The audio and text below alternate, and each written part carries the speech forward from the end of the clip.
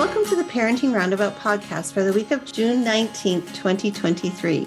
I'm Nicole Erdix, and I'm here with Catherine Haleko. Hello. And Terry Morrow. Hello. Every week we chat about what parents are talking, complaining, and obsessing about right now. This week we're complaining about anti-dopamine parenting and obsessing about what happens when kids want to quit an activity. We also take a couple of breaks for an entertainment discussion and a recommendation roundup.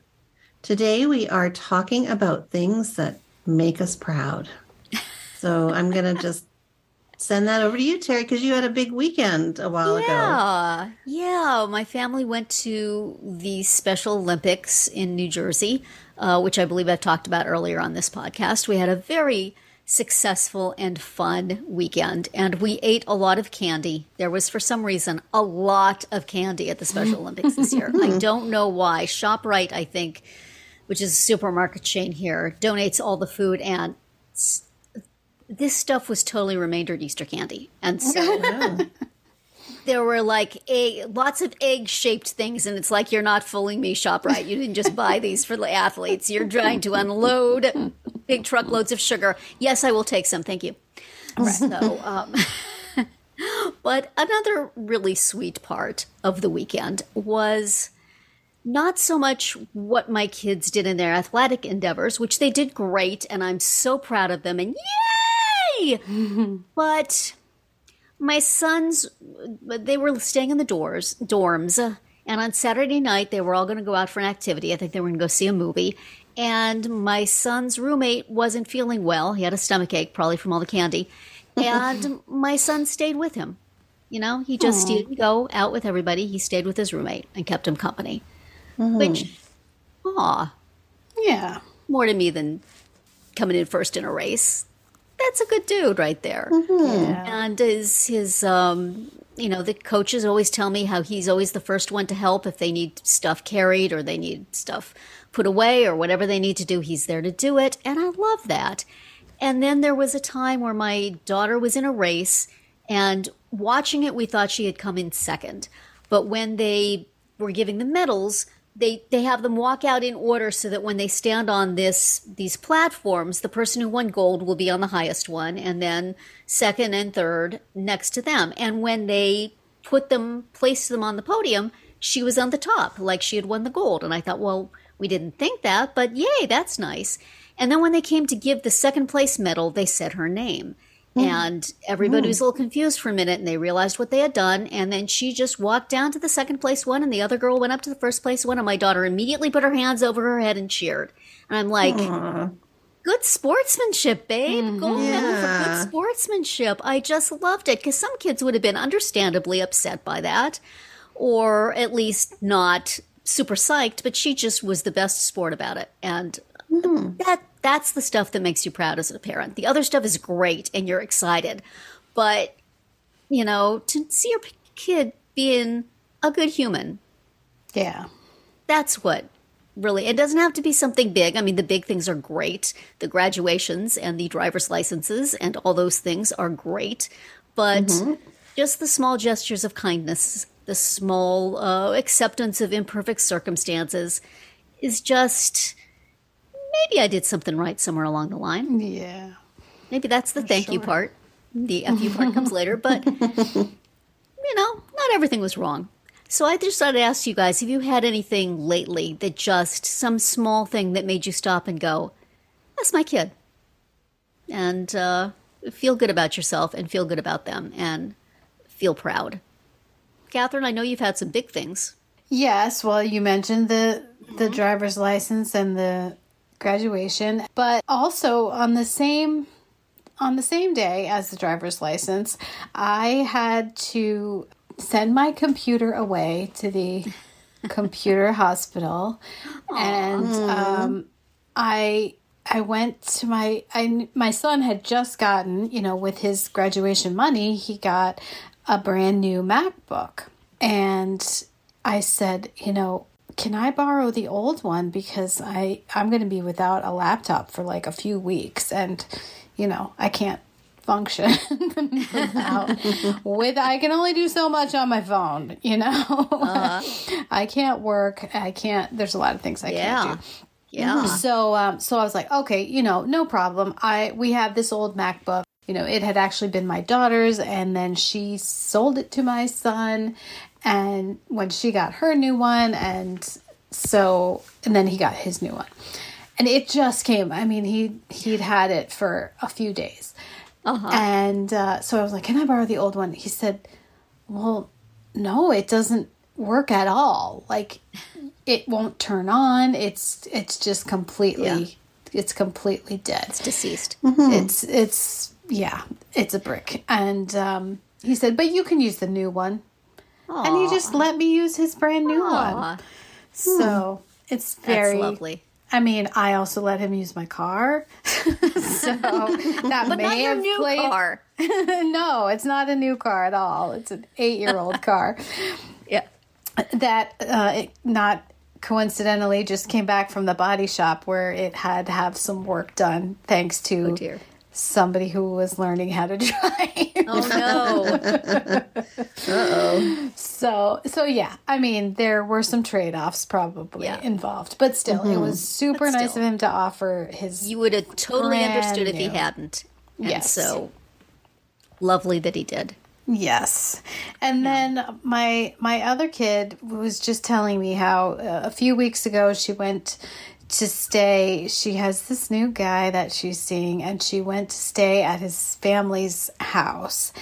And so it was, the first time she was meeting them, but she was also she was sick the whole time she was there. So she did not feel great about the whole thing because, she didn't feel like she was very good company because she was sick. And, but she said to me, I think I should send them a thank you note. And I said, yeah, I think that would be a good idea, because she stayed at their house. So she did, and I just talked to her today, and apparently the boy's mom was very impressed and touched that she had sent a thank you note. So she thought of it herself. Yeah. Rather than you having to say, do you think you should write a thank you note? Right. Yes. And she did say to me, like, well, they're going away. What do I do? And I said, just send it, and then it'll be there when they get back. Yeah. Don't wait on it. So nice. Now I need to get the thank you note mojo going for the other kid with all of his graduation. Oh my gosh, graduation presents. Oh, I remember those days. He's done some. Let's just say he's done some. I had 2 graduations with kids who were not capable of doing that task themselves. It had to be write this. Yeah. Yeah. Really, sort of in the back of your mind, makes you want to just have a party and say, no gifts. No gifts, please. It is worth me to get whatever you would have given him. I will pay him that money, not to have to do the not to have to do thank you notes. Yeah. Well, this kid will be doing them himself. That's but great. It just might take a minute. You will be nagging gently, but you have his computer now, so. Yeah, well, he has to handwriting them. Things, yes. Do you have like pre-printed graduation thank you notes? No, but we just have little thank you cards, and he's done several, but he quickly, stuffs them in an envelope before. So I don't know what they said or whether they were even legible at all. So I'll have to ask my mom when she gets hers. I'm like, could you read it? I don't know. Maybe it's better not to know. Just did so he did it, Oh, I didn't see it. Yes. He's taking care of it himself. I'm so proud of him. So, but yeah, he's doing well. How about you, Nicole? Well, actually, my daughter, so she acquired a new roommate a couple of days ago. And her other one has since left for the Amazon jungle. Oh, my. Yes, she's graduated with a science degree, and she's off to go study in the Amazon jungle. Wow. So Wow. yeah. So my daughter had to find herself a new roommate, and so roommate moved in. But prior to that, just in the days prior to the new roommate moving in, my daughter's been working full time and commuting, and so she's away from her place for several hours, more than several hours a day. But I FaceTimed her one night beforehand. I said, "Oh, what are you doing? How are things going?" And she says, "Good. I'm just cleaning up for the roommate." And I'm like, "Well, that's nice." Well, I mean, she cleaned that apartment spick and span. She cleaned out cupboards. She wiped out the fridge. She just really went above and beyond, more than what I ever had any of my roommates do. More than she ever did at home, right? Right, exactly. And then she even left a little gift for her because she wasn't going to be there the day when the roommate was moving in, because she was going to be at work, right? So she left a little gift, and then she put notes on all the cupboards, like where there's space that this new roommate could put her food in. And I was just like, wow, that's like really kind. Nice. Yeah, the fact that you went to the effort to clean, and then kind of help her find her way around the apartment with messages, and it was very. I thought that was really thoughtful. I was like, oh, that's really nice. Yeah. So I was very proud of her for that. And I just have not really seen or talked to my son at all, because he's in the midst of studying for some major final medical school exams. So oh wow, I know he's alive. That's about it.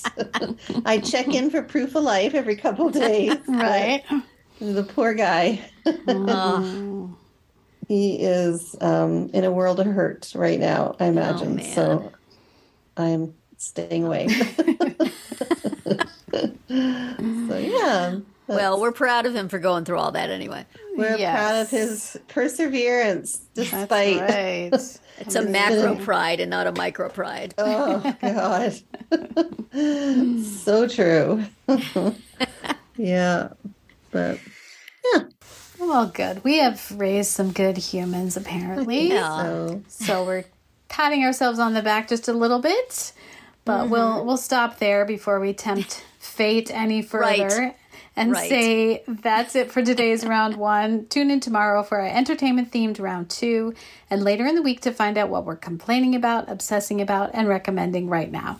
We're always interested in what you have to say, so drop us a comment on our website, our Facebook page, or Twitter, where you'll find us at Roundabout Chat.